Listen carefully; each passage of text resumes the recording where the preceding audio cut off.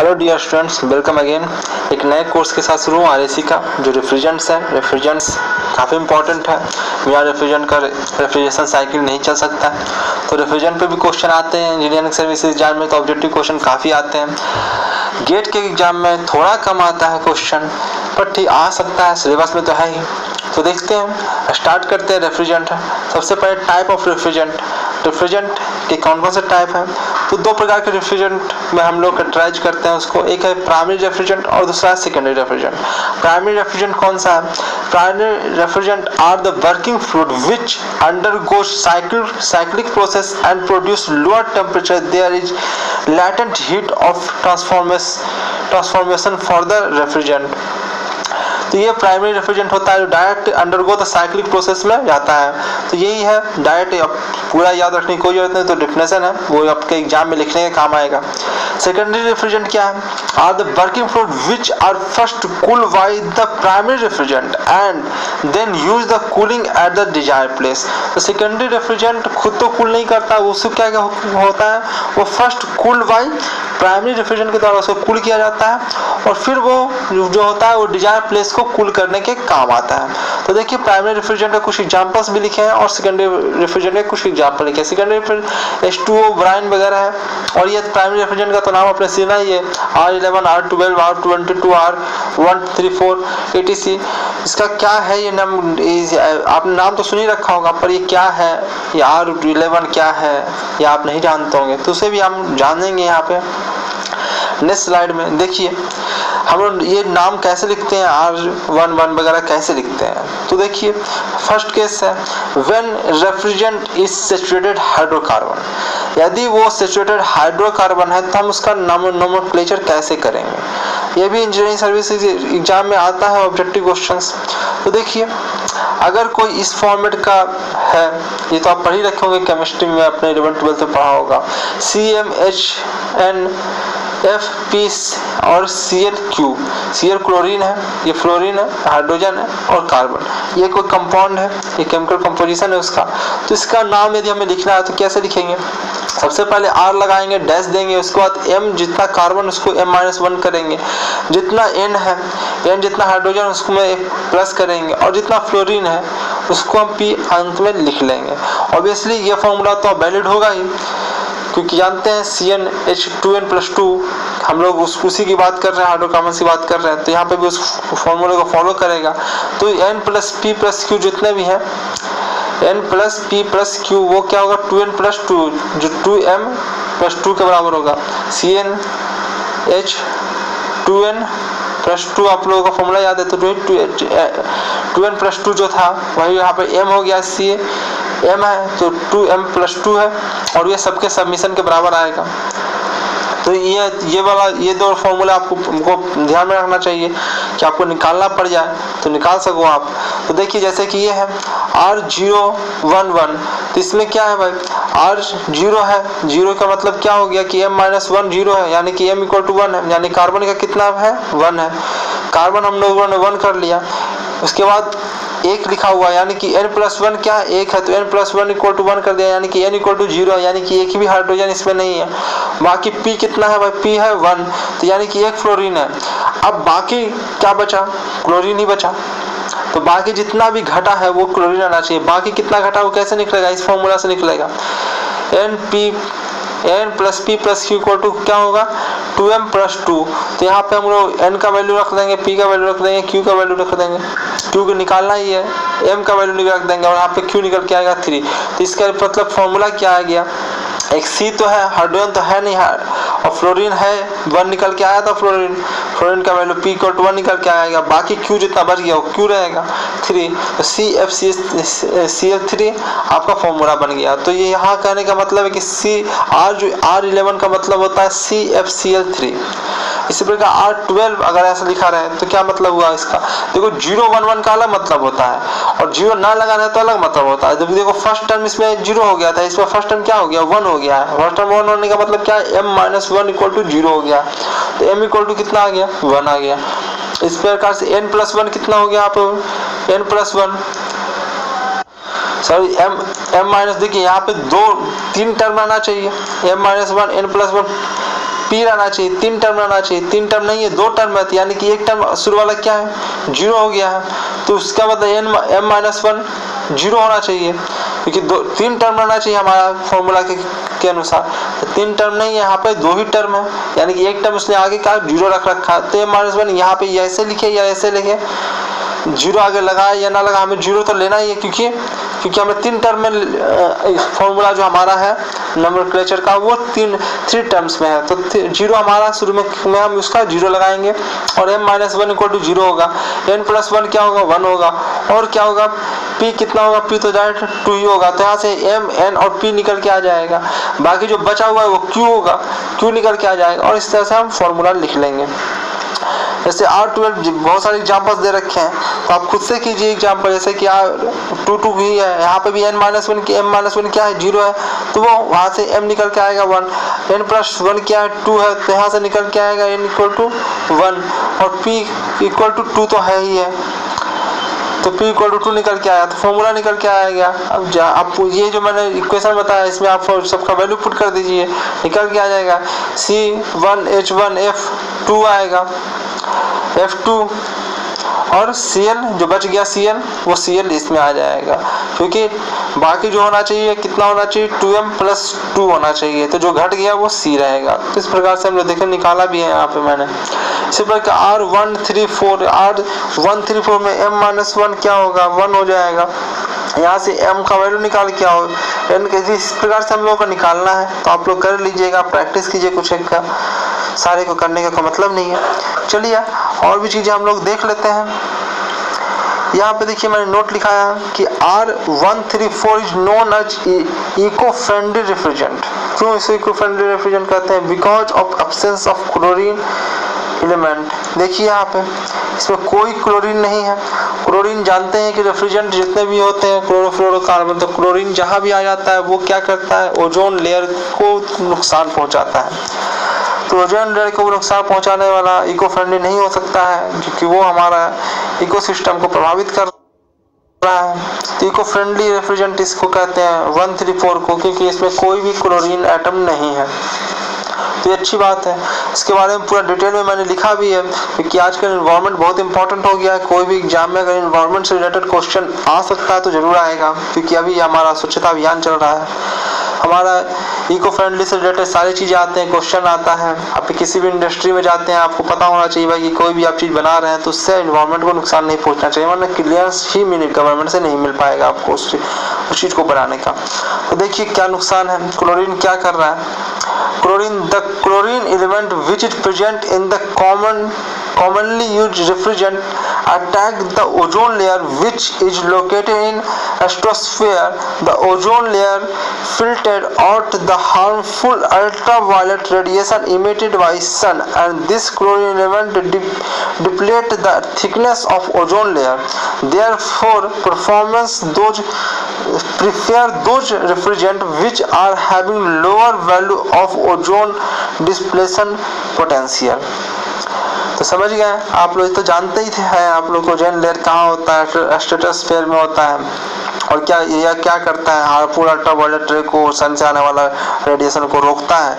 यदि chlorine item उसको क्या करता है, उसके थिकनेस को कम करता है, उससे रिएक्ट करके ओजोन को खत्म करने लगता है, तो यही गड़बड़ सड़बड़ करने लगता है वो, तो इससे हमें नुकसान हो जाता है। तो ऐसे हम रेफ्रिजरेंट का यूज करेंगे जो इसका क्या होना चाहिए, लो पोटेंशियल होना चाहिए, लो ओजोन डिप्लेशन पोटेंशियल होना चाहिए। तो यह the other alternatives are fluorocarbon.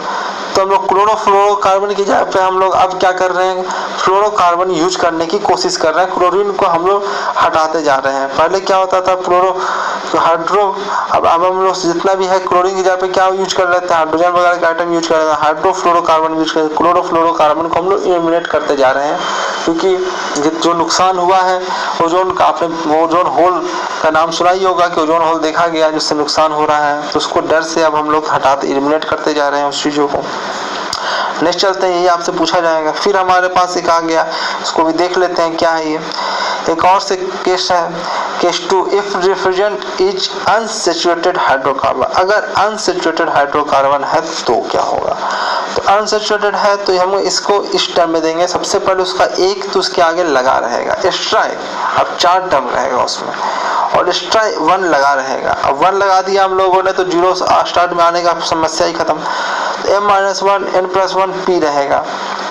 इसमें q तो ऐसे q रह भी सकता है, q तो रहेगा तो उसको हम लोग लिखते नहीं q को, क्योंकि तो निकल ही जाता है। m+p+q = 2m।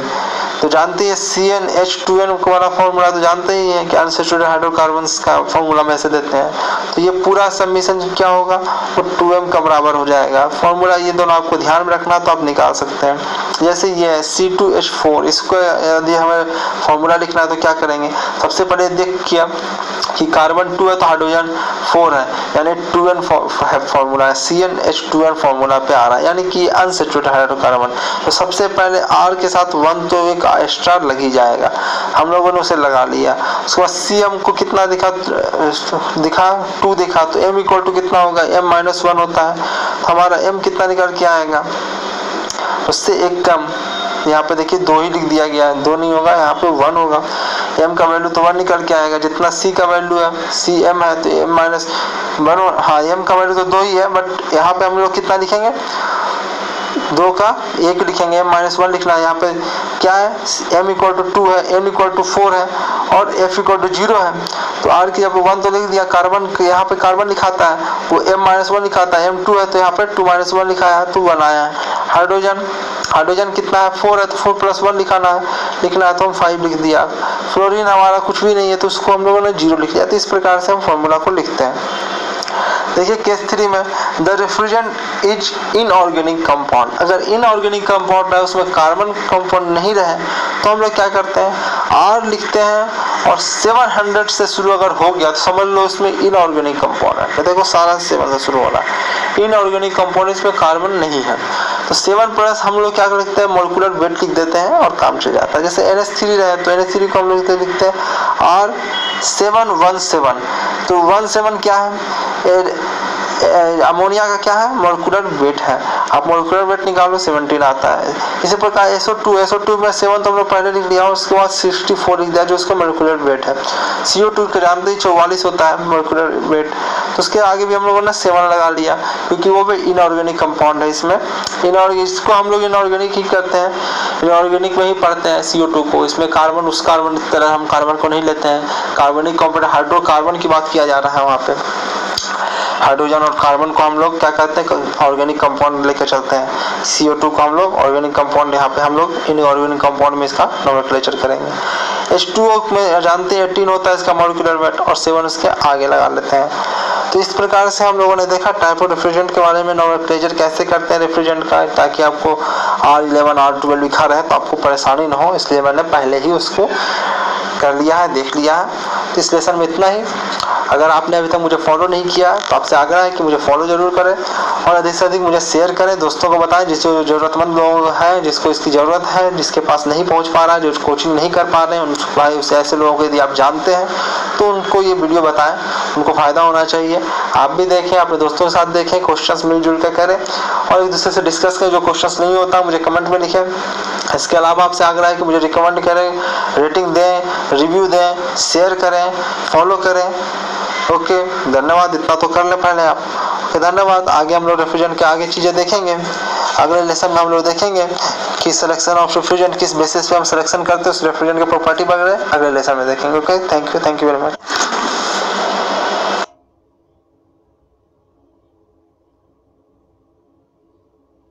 Hello dear students, इस लेसन से हम लोग शुरू करेंगे सिलेक्शन ऑफ रेफ्रिजरेंट के जानने के लिए कि सिलेक्शन ऑफ रेफ्रिजरेंट में हम लोग का क्या डिजायरेबल प्रॉपर्टीज होगा रेफ्रिजरेंट का और जिस बेसिस पे हम लोग सेलेक्ट करेंगे। तो ये तो मैंने पूरा समरी लिख रखा है पूरी प्रॉपर्टीज का। इसका हम लोग एक एक करके डिटेल में देखेंगे और इस पर फिर इस स्लाइड पे हम लोग फिर से आएंगे। इसको आप लोग देख लीजिए, ये आपके एक तरह से समरी का काम करेगा कि थर्मोडायनामिक प्रॉपर्टी क्या होना चाहिए, क्रिटिकल टेम्परेचर ज़्यादा होना चाहिए, स्पेसिफिक हीट क्या होना चाहिए भाई, अगर वेपर का स्पेसिफिक हीट तो ज़्यादा होना चाहिए और यहाँ पे लिक्विड का कम होना चाहिए। क्यों होगा वो आगे हम लोग डिटेल में देखेंगे। ये बस आपको एक जगह मैंने कलेक्ट करके रख दिया है ताकि वो पूछा जाए एग्जाम में तो आपको डायरेक्ट इस चार्ट को आप याद कर लें और आपका काम हो जाए। एंथैल्पी ऑफ वेपोराइजेशन अधिक से अधिक होना चाहिए, कंडक्टिविटी आपको क्या होना चाहिए, रेफ्रिजरेंट का अधिक से अधिक होना चाहिए, प्रेशर जो इवोपरेटर में जो है PATM के बाद कंडेंसर में मॉडरेट प्रेशर होना चाहिए। ये है क्या, कंप्रेशन रेशियो कम होना चाहिए, फ्रीजिंग पॉइंट कम होना चाहिए, कंप्रेसर डिस्चार्ज टेम्परेचर की बात हो रहा है मॉडरेट होना चाहिए। वो आगे देखेंगे क्या होना चाहिए, COP अधिक से अधिक होना चाहिए ऑब्वियसली।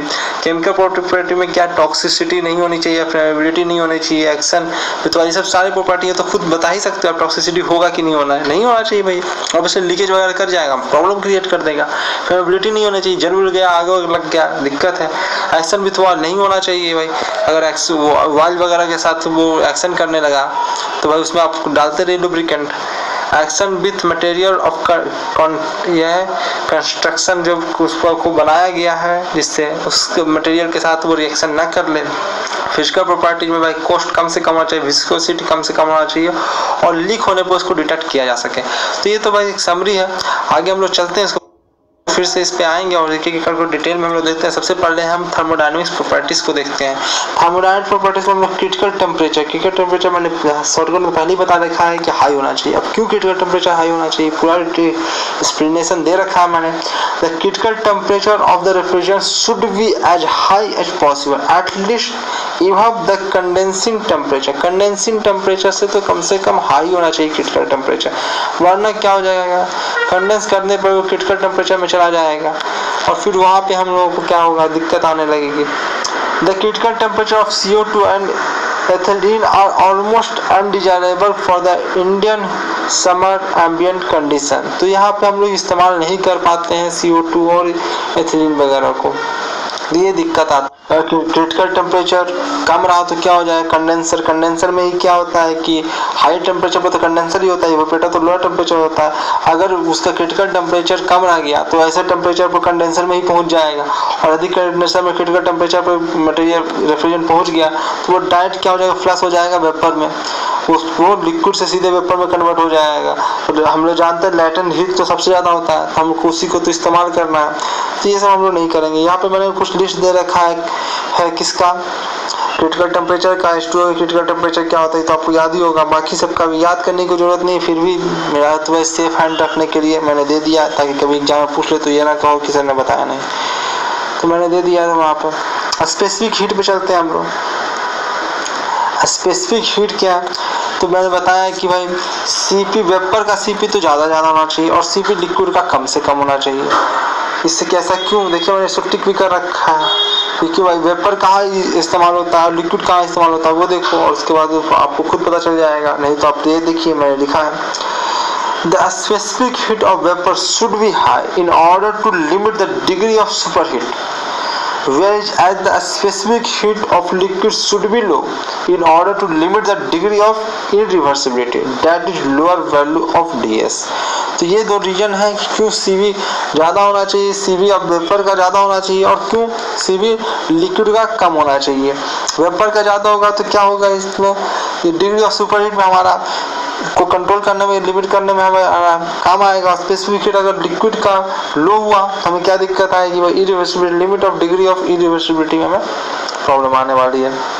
तो ये मैंने प्रूफ करके दिखाया भी है कि क्या होगा भाई, अगर CP अगर आपने बढ़ा दिया तो देखिए ये तो आपका कांस्टेंट ही है, क्योंकि ये तो डिजायरेबल, जितना भी आपको एंथैल्पी वगैरह जो चाहिए है, जितना आप दे रहे हैं या फिर जितना निकालना वो तो कांस्टेंट ही रहेगा। तो ये जितना जैसे जैसे टेम्परेचर क्या होगा कमेगा, ये क्या हो जाएगा, बढ़ता चला जाएगा। अगर ये बढ़ेगा तो ये आपका कमता चला जाएगा, तो ये हमारा दिक्कत आने वाली है। चलिए आगे चलते हैं। वो CP DS के डायरेक्टली प्रोपोर्शनल होता है, तो ये हमारा इस कारण हमको उसको कंट्रोल करके रखना पड़ेगा। तो आपको बस याद ही करना है कि क्या कौन सा कम होना चाहिए, वेपर वाला अधिक से अधिक होना चाहिए, इतना ही पूछेगा, ज़्यादा रीजन पूछा नहीं जाता है, पर फिर भी आपको मैंने बता दिया है। एंथैल्पी ऑफ इवोपरेशन का एंथैल्पी जो होना चाहिए वो अधिक से अधिक होना चाहिए। ऐसा ना हो कि इवोपराइज वो कम ही एंथैल्पी पे हो जाए, थोड़ा सा टेम्परेचर मिला या थोड़ा सा हीट मिला उसको इवोपरेट हो जाए, तो ऐसा नहीं हमको चाहिए। ऐसा है तो अधिक से अधिक इवोपरेशन रहेगा तभी तो अधिक से अधिक वो हीट को रिलीज कर पाएगा। इवोपरेशन के दौरान ही तो वो हीट हीट को जो हमारा डिजायरेबल प्लेस है उसी को वो ठंडा कर पाता है। तो वहाँ पे हम लोग क्या एंथैल्पी ऑफ इवेपोरेशन जितना ज़्यादा होगा उतना ही वो अच्छा रेफ्रिजरेंट होगा। It should be higher as possible as it help in reducing the mass flow rate of the refrigerant. इससे क्या हो जाएगा कि हमको कम से कम रेफ्रिजरेंट को फ्लो करा के हम अधिक से अधिक हम रेफ्रिजरेशन इफेक्ट दे पाएंगे, क्योंकि वो उसका एंथैल्पी ऑफ इवेपोरेशन ज़्यादा है तो कम ही हम रेफ्रिजरेंट डालेंगे तो वो अधिक से अधिक कर लेगा, वहाँ से एंथैल्पी वो गेन कर लेगा। तो यही हमारा ये फायदा होगा। नोट में लिखा है ammonia the commonly used refrigerant NH3 is having highest value of latent heat of vaporisation. तो अमोनिया का सबसे ज़्यादा होता है। तो ये सब पूछा जा सकता है इंजीनियरिंग सर्विस में, तो कुछ भी पूछा जा सकता है, कुछ भी पूछ देते हैं। वो इतने सारे ऑप्शन क्रिएट करते हैं, इतने सारे वो मल्टी ऑप्शन देते हैं, मल्टी स्टेटमेंट क्वेश्चन पूछते हैं, उसमें कोई भी कहीं भी कोई भी स्टेटमेंट डाला जा सकता है, छोटा मोटा वो। तो कोशिश करते हैं कि जो वो नया चीज़ पूछे उसका आंसर पे कोई असर ना पड़े, पर फिर भी पूछा तो जाता ही है। और आप लोग तो यही कहोगे कि सर ये बताया नहीं गया, तो हम लोग तो सब चीज़ देखते चलते हैं। तो अमोनिया का मैक्सिमम चीज़ जितना भी मैं कवर कर पाऊँगा वो सारा मैं आपको कम से कम नोट्स तो आपको एक बार दे ही दूँ, ताकि आप खुद से पढ़ सको और क्वेश्चन तो कम से कम हो जाए, आपके समझ में आए या ना आए पर क्वेश्चन एग्जाम्स में हो जाए। तो NH3 का सबसे ज़्यादा क्या होता है, लैटेंट हीट ऑफ वेपराइजेशन होता है। बाकी मैंने बहुत सारों का दे रखा है तो वो आप देख लीजिए। देखिए क्या होता है, ये इससे ये अगर ज़्यादा होगा तो आपको रेफ्रिजरेशन कैपेसिटी वो तो आपको मेंटेन ही रखना है कि जितना आपको रेफ्रिजरेशन कैपेसिटी रखना है, जितना आपको निकालना है तो वो तो निकालना ही है। तो जितना आपका ये ज़्यादा रहेगा उतना ये मास फ्लो रेट आपका कम जाएगा। तो यही हमारा करना है हमको। नेक्स्ट चलते हैं। कंडक्टिविटी भी हाई होनी चाहिए, ऑब्वियसली होनी चाहिए, क्यों बताने की जरूरत ही नहीं है। It should be high as possible as it help in reducing the size of evaporator और कंडेंसर। तो जितना ज़्यादा कंडक्टिव होगा वह साइज आपको इवेपोरेटर और कंडेंसर का कम से कम रखना पड़ेगा, जितना जल्दी हीट ट्रांसफर होगा। कंडक्टिविटी उतनी ज़्यादा है तो देखिए एरिया हमारा कम जाएगा कंडेंसर का, क्योंकि ये भी तो हीट एक्सचेंजर ही तो है आपकी। कंडेंसर इवेपोरेटर है क्या है, इवेपोरेटर दोनों हीट एक्सचेंजर ही तो है। हीट एक्सचेंजर वाले आप तो पढ़े ही हैं, कंडक्टिविटी जितना ज़्यादा होगा एरिया उतना कम हमको रखना पड़ेगा, उतना ही हीट ट्रांसफर के लिए। फिफ्थ देखते हैं इवेपोरेटर एंड कंडेंसर प्रेशर। तो इवेपोरेटर का प्रेशर तो भाई PATM के बराबर ही होना चाहिए, कि उसके अप्रोक्स ही होना चाहिए। और कंडेंसर का जो होता है प्रेशर वो मॉडरेट होना चाहिए, बहुत ज़्यादा नहीं होना चाहिए, नहीं बहुत कम हो जाए, ऐसा भी स्थिति हमको नहीं रखना कि हमको इसको मॉडरेट रहे, ऐसा हम रेफ्रिजरेंट यूज करेंगे। देखिए both should be possible and if the P is less than the atmospheric pressure. अगर कम हो गया प्रेशर, अगर हमको कम प्रेशर पर उसको हमको रखना पड़ गया है वहाँ पे हमको काम करने के लिए, तो दिक्कत होने वाली है। Then there is possibility of leakage हो सकता है भाई। एक तरफ कम प्रेशर, एक तरफ ज़्यादा प्रेशर है। इन्वायरमेंट का प्रेशर तो इन्वायरमेंट का है और उससे आपने कम प्रेशर रखा है तो आपका लीकेज होने की संभावना बनी रहेगी। आपको पूरा पैक रखना पड़ेगा, आपको बेकार में स्ट्रेस जनरेट होंगे। उससे बेहतर है कि PATM के बराबर ही रख दो। ऐसा हम लोग रेफ्रिजरेंट यूज करें जो PATM पे ही काम करें बढ़िया से, कोई दिक्कत ना करें। तो यार कि therefore P should be kept almost equal to the atmospheric pressure. तो यार एटमॉस्फेरिक प्रेशर पे ही हम लोग रखने की कोशिश करते हैं इसको, और इसका प्रेशर तो भाई ऑब्वियसली थोड़ा सा ऊपर तो रखना ही पड़ेगा। PC should be moderate value, इसको थोड़ा ऊपर रखना ही पड़ेगा, लेकिन हम लोग उसको भी कोशिश करते हैं कि भाई बहुत ज़्यादा हम लोग हाई प्रेशर उसका भी ना रहे। अब एक प्रेशर को हम लोगों ने भाई इसको तो आप यूज करते हैं इवेपोरेटर का रेफ्रिजरेशन सिस्टम है, तो इवेपोरेटर को तो आप यूज करते हैं या एटमॉस्फेरिक प्रेशर पे, उसको तो आप डाल ही देते हैं कि उसको तो डिजायरेबल प्लेस है वहीं पे रखते हैं, तो वहाँ पे आपका लीकेज वगैरह ना आए। और कंडेंसर को आप अपने अनुसार आप क्लोज वॉल्यूम में रख सकते हैं, उसको मॉडरेट प्रेशर आप दे सकते हैं। नेक्स्ट चलते हैं कंप्रेशन रेशियो। कंप्रेशन रेशियो आपका क्या होना चाहिए, कम से कम होना चाहिए कंप्रेशन रेशियो, यानी कि दोनों का रेशियो, दो जो प्रेशर है। देखिए क्या है, it is defined as the ratio of volume before compression to the volume after compression. तो ये कंप्रेशन रेशियो क्या कहलाता है, वो होता है वॉल्यूम ऑफ कंप्रेशन के पहले क्या था वॉल्यूम, और उसको कंप्रेस करने के बाद क्या वॉल्यूम हो गया, उसी का रेशियो कहलाता है कितना हमने कंप्रेस कर दिया। तो कंप्रेशन रेशियो हमारा ज़्यादा रहेगा तो दिक्कत होगा, कंप्रेसर वर्क ज़्यादा हो जाएगा। तो देखिए lower compression ratio is desirable, because higher compressor जो result increase the input work, जितना ज़्यादा कंप्रेस करोगे, कंप्रेसर से जितना हाई करोगे उतना ही क्या हो जाएगा, वर्क इनपुट आपको ज़्यादा देना पड़ेगा to the compressor and decrease in volumetric efficiency भी कम जाएगा of the compressor. Volumetric efficiency देखिए हमारे कंप्रेसर रेशियो का फॉर्मूला वगैरह भी लिख रखा है, तो ये सब आपकी है, ये सब तो जानते ही कंप्रेसर रेशियो वगैरह का फॉर्मूला, ये सब हम लोग को जानने की जरूरत नहीं है ज़्यादा, ये मैंने एक्सप्लेन कर रखा है बहुत सारा बहुत सारी चीज़ें, पर हम लोग इतना आप लोग ये सब चीज़ें आप खुद देखिए।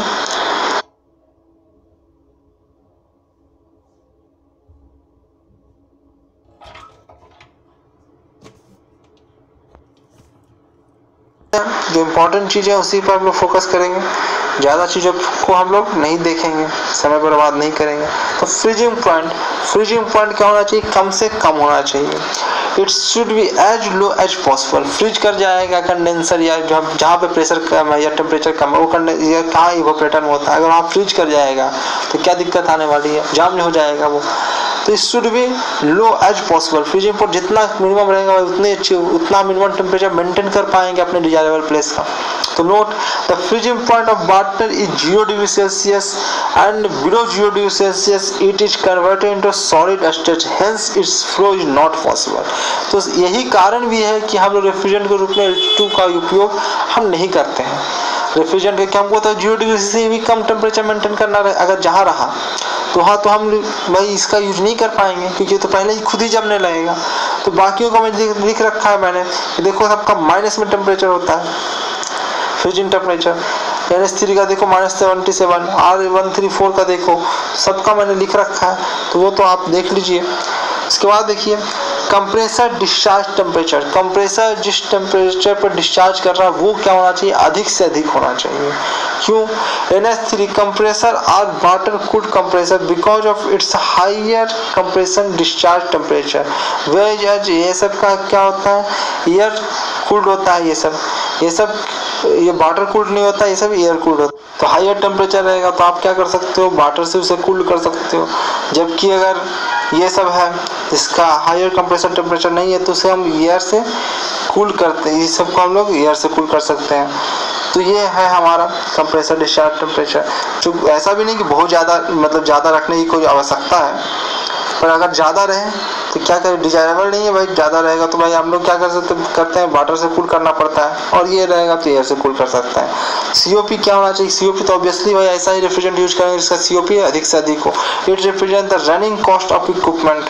तो भाई COP जितना ज़्यादा रहेगा हमारा रनिंग कॉस्ट उतना ही कम हो जाएगा। नोट मैंने किया है, नोट दिखाया है। Almost all refrigerants are having similar value of COP when operating between same temperature limit।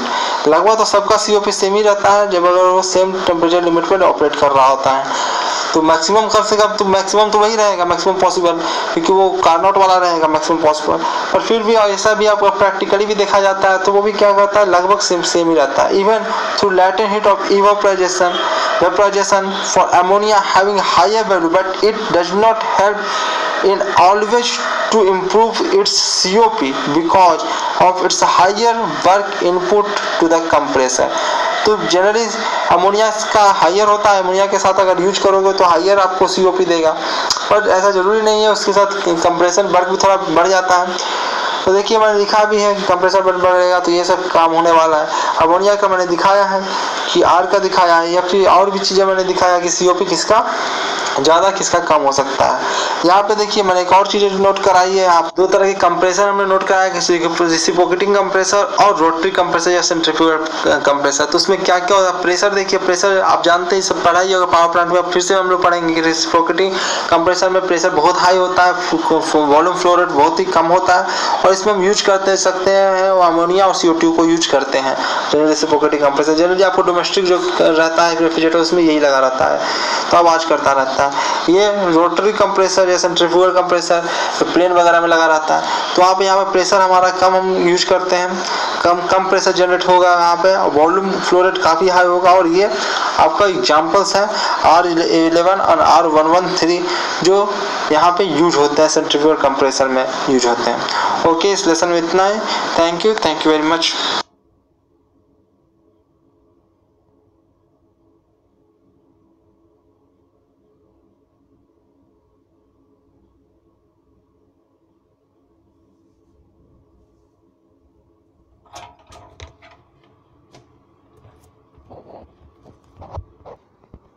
Hello dear students, मैं हूं वृंदन कुमार और हम लोग देख रहे थे सिलेक्शन ऑफ रेफ्रिजरेंट को देख रहे थे और उसमें डिजाइवर प्रॉपर्टी ऑफ रेफ्रिजरेंट देख रहे थे कि कौन कौन से प्रॉपर्टी को लेकर हम लोग सेलेक्ट करेंगे कि कौन सा रेफ्रिजरेंट यूज होना चाहिए। तो यहाँ पे हम लोग केमिकल प्रॉपर्टीज को स्टार्ट करेंगे।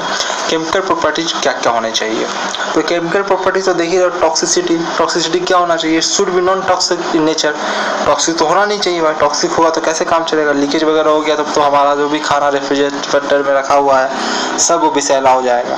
तो टॉक्सिक नहीं होना चाहिए। तो NH3 जो है टॉक्सिक होता है इन नेचर। तो ये सब कुछ एक क्वेश्चन याद रखो, कुछ एक नोट मैंने दिखाया है, वो क्वेश्चन आ चुका है एक्चुअली इंजीनियरिंग सर्विसेज में, कभी भी आ सकता है। CFC तो आप जानते ही हैं, CFC भी टॉक्सिक क्लोरीन है, ये तो भाई इको फ्रेंडली भी नहीं है, तो ये सब यूज नहीं करना चाहिए हम लोगों को। NH3 भी हम लोग वहाँ यूज नहीं कर, डोमेस्टिक में नहीं यूज करेंगे, करेंगे भी तो क्या होगा, उसको क्लोज जाना चाहिए और लीकेज की कोई संभावना नहीं रहना चाहिए। गलती से लीकेज हो गया तो बनाने वाला जल जाएगा।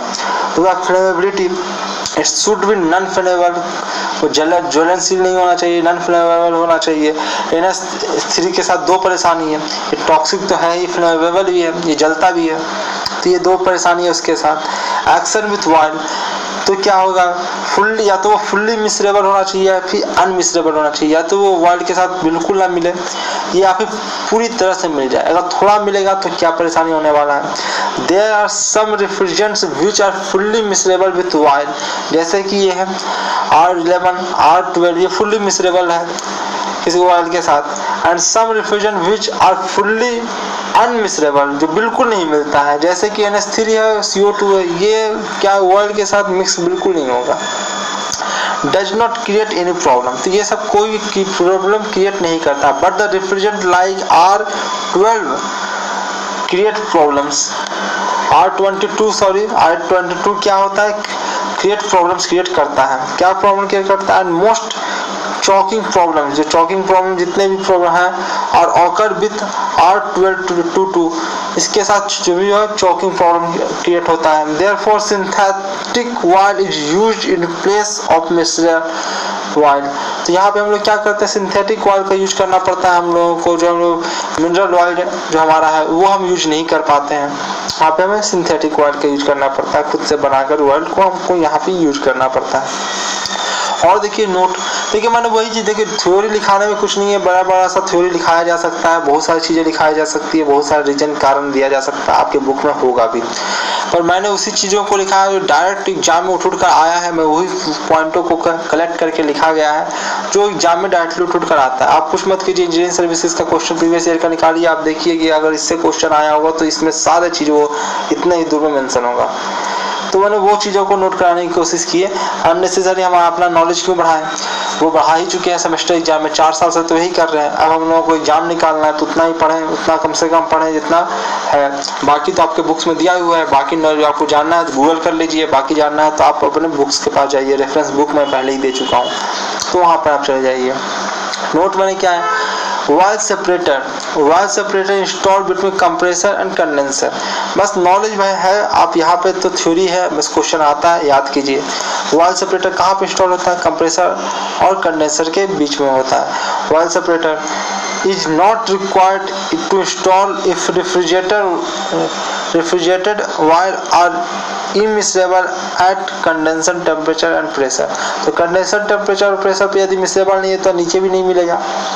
इवेपोरेटर में और क्या मिलेगा, वहाँ तो टेम्परेचर प्रेशर और भी कम होता है, तो वहाँ और भी नहीं मिलेगा। तो अगर सबसे पहले हम क्या देखते हैं, कहाँ पे oil separator not required to install, अब हमें कोई ऑयल सेपरेटर नहीं इंस्टॉल करने की जरूरत है यदि वो मिसरेबल है ही नहीं तो। उसके बाद क्या है, sensing bulb, it is placed at exit of evaporator. तो सेंसिंग बल्ब भी लगा रहता है कि भाई आप पता चले कि भाई अगर मिला है कि नहीं वाला, तो वो इवेपोरेटर के पहले लगा रहता है, इवेपोरेटर को ब्लॉक ना कर दे, तो इवेपोरेटर से पहले हम चेक कर लेते हैं सेंसिबल बल्ब से कि भाई एग्जिस्ट, और तो वो कहाँ पे लगा रहता है, place at exist of evaporator पर लगा रहता है, ताकि वो कंप्रेसर में ना जा पाए। कंप्रेसर ब्लेड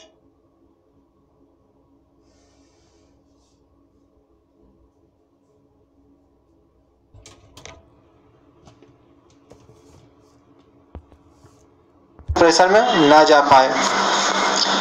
कंप्रेसर ब्लेड उसको वो नुकसान ना पहुंचा पाए। इसके अलावा देखिए action with material of construction, तो भाई कौन कौन मटेरियल, कुछ ऐसे रेफ्रिजरेट एलिमेंट है रेफ्रिजरेंट में है, वो क्या करते हैं कंस्ट्रक्शन मटेरियल जो है जिससे रेफ्रिजरेशन का कंडेंसर वगैरह बना होता है उसी के साथ वो रिएक्ट कर ले सकते हैं। तो हम लोग उसको भी चेक करना पड़ेगा कि कौन किसके साथ रिएक्ट करता है। क्वेश्चन आता है तो हमको याद रखना पड़ेगा। जैसे CH3 क्या आता है, CU पे अटैक करता है, तो ये CU पे अटैक करता है तो आप कॉपर का तो मटेरियल बना नहीं सकते हो अगर CH3 निकलने वाला, तो कंडेंसर इवेपोरेटर आप कहीं भी ये इस्तेमाल नहीं कर सकते हो। और फेवरेबल क्या है, फेवरेबल किस चीज़ से बनाना चाहिए आपको, वर्थ आयरन आपका सुना होगा, जिससे कास्ट आयरन होता है उसी प्रकार से ये भी आयरन का एक प्रकार है। उसके बाद अपने अगर फेरॉन आप यूज कर रहे हैं या फिर हाइड्रोकार्बन, इसमें हाइड्रोजन ग्रुप का कोई लगा हुआ है और कार्बन कंपोनेंट यूज कर रहे हैं, तो ये अल्युमिनियम पर अटैक करता है, तो आपके फेवरेबल यहाँ पे कॉपर फेवरेबल है, तो ये क्वेश्चन भी पूछा जाता रहता है, तो हम लोग पता रखेंगे उसको भी। फिजिकल प्रॉपर्टी देखते हैं, इसका फिजिकल प्रॉपर्टी क्या क्या होने चाहिए। सबसे पहले कॉस्ट तो भाई इसका लो होना चाहिए, भाई किसी का भी कॉस्ट हम क्यों महंगा चाहेंगे। विस्कोसिटी, लो विस्कोसिटी होना चाहिए, low viscosity is desirable for the, क्या है मैं ही लिख देता हूँ, मैं ही नहीं पढ़ पाता। इजी फ्लो ऑफ रेफ्रिजरेशन, तो इजी फ्लो ऑफ रेफ्रिजरेशन की विस्कोसिटी तो भाई कम होना चाहिए, बेकार में ये फंसेगा, लॉसेस होंगे। विस्कोसिटी ज़्यादा होगा तो फ्लो होना है, एक पाइप में उसको फ्लो होना है, तो वहाँ पे वो विस्कोसिटी होने पे वो दिक्कत करेगा, वो उतना लॉसेस होंगे, वहाँ पे उतना एनर्जी हमको ज़्यादा देना पड़ेगा, तो बेवजह का लॉस। लीक डिटेक्शन की वह सबसे बड़ी बात यह है कि वह अगर रेफ्रिजरेंट लीक करे तो हमें पता लग जाना चाहिए कि रेफ्रिजरेंट लीक हो रहा है, ताकि हम किसी को बुलाकर उसे बनवा लें। अगर हमें पता ही नहीं चलेगा रेफ्रिजरेंट लीक हो रहा है तो बेवजह हमको बार बार रेफ्रिजरेंट, अगर टॉक्सिक है तो भाई गए काम से, अगर टॉक्सिक नहीं भी है तभी रेफ्रिजरेंट लीक कर रहा है तो फिर रेफ्रिजरेटर चलेगा कैसे, तो फिर से हमको उसको फिल कराना पड़ेगा, धीरे धीरे से लीक तो होता ही है और फिल कराना भी पड़ता है। तो देखिए leak detection, first of all systems should be design in such a manner that there should not be leakage। पहले तो ऐसा बनाओ कि भाई लीकेज रेफ्रिजरेंट का हो ही ना। Of refrigerant at any cost, किसी भी कीमत पे कोई लीकेज नहीं होना चाहिए रेफ्रिजरेंट का। But if it is leak out then, अब लीक भाई अब कितना भी अच्छा बना लो, कब क्या हो जाता है, कहीं टूट फूट जाए, कहीं कोई यहाँ हो जाए, किसी ने डैमेज कर दिया उसको और पता ना चला तो क्या हो जाएगा। Leak out them it detects should be as faster as possible, यानी कि उसका लीकेज का सुगंध होना चाहिए, उसमें कुछ ऐसा चीज मिला कर भेजो ताकि वो आपका उस स्मेल कर जाए और आप उसको डिटेक्ट कर लो। तो as fast as possible and by the simplest method, और आसानी से हम उसको डिटेक्ट कर सके, ऐसा प्रॉपर्टीज होना चाहिए। या फिर उसमें आप मिक्स कीजिए, ऐसा मिक्स करके आप कुछ सुगंध अपन डालिए, या फिर आप ऐसा ही रेफ्रिजरेंट यूज कीजिए जिससे वो डिटेक्ट किया जा सके। या तो कलर उसका ऐसा होना चाहिए जिससे डिटेक्ट हो जाए, या स्मेल उसका ऐसा होना चाहिए ताकि वो डिटेक्ट हो जाए।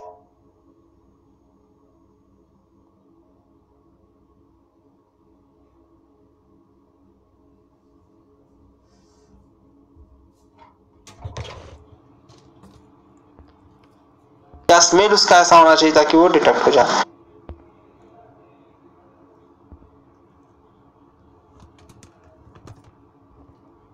एग्जाम्पल ही मैंने लिखा है कि कैसे हम किसको डिटेक्ट करते हैं। जैसे फ्लोरोन अगर लीक कर रहा है या फिर हाइड्रोकार्बन कंपाउंड है और वो लीक कर रहा है, तो जो detected by halide torch method से आप इसको डिटेक्ट कर सकते हैं। हैलाइड टॉर्च मेथड आप यूज करके आप अब क्या है कैसा है, हम लोग बहुत ज़्यादा डिटेल में हम लोग कुछ भी नहीं पढ़ने वाले, इतना हमारे पास समय है नहीं, फिर भी जो हम लोग जान सकते हैं वो पर जल्द देख लेते हैं। In the presence of fluorine leak the colour of the light is change from blue to bluish green. तो अगर यही है कि अगर हम वहाँ पे टॉर्च ले जाएंगे, लाइट टॉर्च मेथड से हम ले जाएंगे, तो फ्लोरोन का जो है कलर होता है वो ब्लू होता है, वो क्या हो जाएगा, चेंज हो जाएगा, ब्लू से ब्रश ग्रीन में वो चेंज हो जाएगा। इस पर क्या हम सॉफ्ट बबल मेथड भी यूज करते हैं इसको डिटेक्ट करने के लिए। ए मेथड ये है, बी मेथड ये है, तो आपको ये भी ऑब्जेक्टिव में पूछा जाता रहता है कि भाई इसके डिटेक्ट करने में यूज होता है। तो फेरॉन लीक कर रहा है या हाइड्रोकार्बन से कंपाउंड कर रहा है तो उसी में भी हैलाइड टॉर्च मेथड यूज करते हैं, सॉफ्ट बबल मेथड भी यूज करते हैं। हैलाइड टॉर्च मेथड में पूछ लेता है कि भाई क्या हैलाइड में क्या फेरॉन हम लोग यूज फेरॉन का हम लोग करते हैं, फेरॉन का क्या होता है, कलर क्या होता है, बदल जाता है और उससे हम डिटेक्ट कर लेते हैं। तो NH3 लीक क्या कर रहा है, तो भाई जान ही रहो कि NH3 कितना पापी चीज़ है, वो बिल्कुल वो टॉक्सिक है, फ्लेमेबल भी, जल भी जाएगा, आपके पास आग है तो वो भी पकड़ लेगा। तो ये सल्फेस्टिक मेथड हम लोग यूज करते हैं। इसमें क्या करते हैं, in the presence of NH3 leakage white blues of NH3 sulphide और फॉर्म। तो एक वाइट फ्यूम्स का NH3 सल्फाइड हमको वहाँ पे बनता है जिससे हम उसको पहचान लेंगे। CO2 अगर लीक कर रहा है तो क्या है, हमको अमोनिया सब टेस्ट से हम उसको भी डिटेक्ट कर सकते हैं, पता कर सकते हैं। तो ये मेथड्स हैं, अगर लीक कर रहा है तो आप इसको पता कर सकते हैं,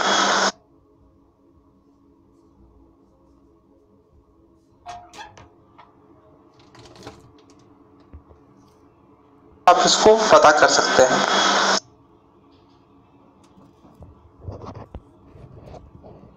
एप्लीकेशन की ओर, तो रेफ्रिजरेंट एंड देयर एप्लीकेशन, ये कौन सा रेफ्रिजरेंट कहाँ पे इस्तेमाल होता है। ऐसा तो मैंने हर किसी में रेड कलर लगा ही रखा है, तो कोई भी कहीं भी आ गया है, आ चुका है तो हम लोग देख लेते हैं। R1111 ये लार्ज सेंट्रलाइज एयर कंडीशनिंग अगर है तो वहाँ पे R1111 जनरली यूज होता है। ऐसा ये नहीं है कि यूज होना ही कंपल्सरी है। ऐसा ही लार्जली जो आप एयर कंडीशन देखते हो, सेंट्रलाइज एयर कंडीशन जो बड़े बड़े हॉल में लगा रहता है या फिर बहुत बड़े बड़े टावर वगैरह में लगा रहता है, तो उसमें आप यूज किया जाता है R11 यूज किया जाता है। R12 डोमेस्टिक रेफ्रिजरेटर जो भी है आपका वाटर कूलर, उसमें R12 यूज किया जाता है।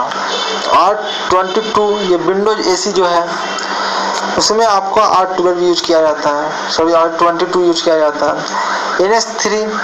NH3 अमोनिया ये कोल्ड स्टोरेज प्लांट है, जहाँ पे आपको ऐसा प्लांट है जहाँ पे कुछ ठंडा बनाना है, और प्लांट वगैरह में घर वगैरह में यूज करेंगे टॉक्सिक चीज़ें, फ्लेमेबल चीज़ें बिल्कुल नहीं भाई। यहाँ तो पूरा व्यवस्था होता है, आपको बनाना है भाई, ठंडा करना, बर्फ जमाना या फिर बहुत ज़्यादा प्लांट वगैरह में यूज करना है, आपको कोल्ड करके रखना है, तो वहाँ पे आप यूज कर सकते हैं इसको। CO2 direct contact freezing of foods, अगर हमको ठंडा करना है किसी भी चीज़ को डायरेक्ट कॉन्टेक्ट से ठंडा करना, तो CO2 जानती हो कि कोई भी दिक्कत नहीं, ना ही जलता है ना ही टॉक्सिक है, इन्वायरमेंट में CO2 है, तो उसको हम लोग करने के काम आता है। डायरेक्ट कॉन्टेक्ट करके आप उसको ठंडा कर लो, CO2 गैस उसको में छोड़ दो तो ठंडा हो जाएगा। तो फ्रीजिंग फूड को हम लोग फूड वगैरह पे भी हम चला सकते हैं, इसको कोई दिक्कत नहीं। बाकी तो भाई किसी को हम चला ही नहीं सकते हैं, तो हम लोग CO2 वहाँ पे यूज कर लेते हैं। ब्राइन है ये मिल्क चिलिंग प्लांट्स जो है उसमें आप ब्राइन को यूज कर सकते हैं या यूज होता है। एयर भी यूज होता है रेफ्रिजरेंट की तरह, और gas liquefaction, aircraft refrigeration system जो है एयरक्राफ्ट में, वहाँ रेफ्रिजरेशन करने के लिए एयर का ही यूज होता है। हल्का है इसलिए इसको यूज कीजिए, और आराम से ऊपर एयर मिल भी जाएगा आपको, कोई दिक्कत नहीं है आपको स्टोर करके ले जाने का, तो ये इसलिए आप एयर का डायरेक्ट यूज कीजिए। एजोट्रोपिक्स ये क्या है भाई, इसको भी देख ही लेते हैं लगे हाथ। There are mixture of refrigerant which behaves like a pure substance and their designations are started with R500। देखा था हम लोगों ने R700 से किसका स्टार्ट होता है, इनऑर्गेनिक कंपाउंड का स्टार्ट होता है। अब एजोट्रोप्स अगर है तो R अगर 500 के ऊपर है या 500 से स्टार्ट हो रहा है, 501 2 ऐसे करके रहेगा, तो वो एजोट्रोप्स है। यह मिक्सचर ऑफ रेफ्रिजरेंट होता है, इसमें एक रेफ्रिजरेंट नहीं होता है, एक से ज़्यादा रेफ्रिजरेंट मिक्स होता है, पर इस तरह मिक्स होता है कि वो प्योर सब्सटेंस की तरह कार्य करे। प्योर सब्सटेंस जानती हो किसे कहते हैं, कई बार आपने पढ़ा होगा, कभी दिक्कत भी आता होगा आपको प्योर सब्सटेंस पहचानने में, तो मैं बता दूं प्योर सब्सटेंस क्या होता है। जिसका हर जगह होमोजीनियसली उसका केमिकल कंपोजिशन जो हो होमोजीनियस हो, हर जगह केमिकल कंपोजिशन एक जैसा हो, ऐसा ना हो कि कहीं पर कुछ हो कहीं पर कुछ हो, कहीं पे N2 ज़्यादा हो कहीं पे H2 ज़्यादा हो, ऐसा नहीं होना चाहिए। जहाँ भी है कोई भी मिक्सचर हो सकता है वो, लेकिन कंपोजिशन क्या होना चाहिए उसका सेम होना चाहिए हर जगह पे, वो एकदम होमोजीनियसली क्या होना चाहिए, वो केमिकल कंपोजिशन उसका होमोजीनियस होना चाहिए। तो इस लेसन में इतना ही। इस प्रकार से हम लोग पूरा रेफ्रिजरेंट के बारे में हम लोग जान लिए। रेफ्रिजरेंट कहाँ क्या यूज होता है, क्या प्रॉपर्टीज होते हैं, उसे किस प्रॉपर्टीज के बेसिस उसे सेलेक्ट करना है और उसका एप्लीकेशंस क्या है। ये जो टॉप्स भी देख लिया हम लोगों ने, उसका नोमेंक्लेचर भी देख लिया, सब चीज़ हम लोगों ने इस तरह से देख लिया और रेफ्रिजरेंट एक्शन हम लोगों ने ख़त्म कर दिया। अगले लेसन में हम लोग रेफ्रिजरेंट के कंपोनेंट्स वगैरह को देखेंगे। इस लेसन में इतना ही। यदि आपने अभी तक मुझे फॉलो नहीं किया है तो आपसे आग्रह है कि आप मुझे फॉलो करें, आप मुझे रिकमेंड करें, अपने दोस्तों को बताएं इस वीडियो के बारे में, जिसको इसकी ज़रूरत है उसे बताएं। आप लाइक करें, शेयर करें, कमेंट करें, रिव्यू दें और आपका बहुत बहुत धन्यवाद कि आप ये करेंगे। मुझे उम्मीद है कि ज़रूर करेंगे। इतना मेहनत मैं कर रहा हूँ तो थोड़ी बहुत मेहनत आप तो ज़रूर करेंगे, यही आपका गुरुदक्षिणा है। Okay, thank you very much. Hello dear students, मैं हूं अभिनंदन कुमार और इस लेसन में हम लोग रेफ्रिजरेशन इक्विपमेंट के बारे में देखेंगे। हेलो डियर स्टूडेंट्स, मैं हूं अभिनंदन कुमार और इस लेसन में हम लोग रेफ्रिजरेशन इक्विपमेंट के बारे में देखेंगे। इससे पहले यहाँ से हम लोग रेफ्रिजरेशन इक्विपमेंट के बाद इससे पहले हम लोग रेफ्रिजरेंट के बारे में देख रहे थे। यहाँ से हम लोग लेसन स्टार्ट करेंगे रेफ्रिजरेट इक्विपमेंट के बारे में। कौन कौन से इक्विपमेंट रेफ्रिजरेटर में यूज होता है वो सब देखेंगे हम लोग, और उसके क्या फंक्शंस हैं, किस तरह यूज होता है और क्या यूज होता है, यही हम लोग देखेंगे। तो फंक्शन ऑफ कंप्रेसर, सबसे पहले कंप्रेसर को ही देखें, काफ़ी इंपॉर्टेंट है। कंप्रेसर के बारे में पूछा जाता रहता है। तो क्या है कंप्रेसर? तो आपने पावर प्लांट में काफ़ी कंप्रेसर के बारे में पढ़ा होगा, और नहीं तो हम लोग पावर प्लांट का कोर्स में बनाऊंगा, उसमें आप लोग देखेंगे कंप्रेसर के बारे में और डिटेल में। और यहाँ हम लोग जरूरी चीज़ें देख लेते हैं जो पूछा जा रहा है RAC के टर्म में। तो फंक्शन ऑफ कंप्रेसर, कंप्रेसर करता क्या है, क्या करता है? ये पहला है succession of refrigerant generally in saturated vapour state from the evaporator. Evaporator से सैचुरेटेड वेपर फॉर्म में वो पहले तो सक्सेशन करता है, वहाँ से लेता है कंप्रेसर। उसके बाद क्या होता है? Use to increase the pressure and temperature of refrigerant. भाई टेम्परेचर हम तो नहीं चाहते बढ़ाएं, पर हम कंप्रेस करेंगे तो कंप्रेसर में ऑब्वियसली टेम्परेचर अपने आप बढ़ जाएगा। प्रेशर हमारा बढ़ाना उद्देश्य है, क्योंकि प्रेशर नहीं बढ़ाएगा तो फिर हम कंडेंसर में उसको डाल नहीं पाएंगे।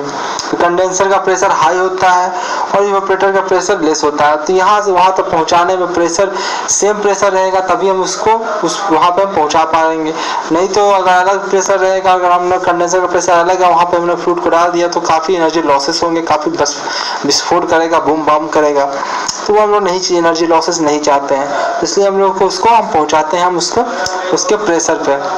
उसी दौरान टेम्परेचर भी बढ़ जाता है रेफ्रिजरेंट का कंप्रेसर में। अब आगे क्या है? Discharge the refrigerant generally in super heated state. Generally तो हम सुपर हीटेड स्टेट में ही डिस्चार्ज करते हैं, होता है वो, और ये डिस्चार्ज होता है कंडेंसर पे।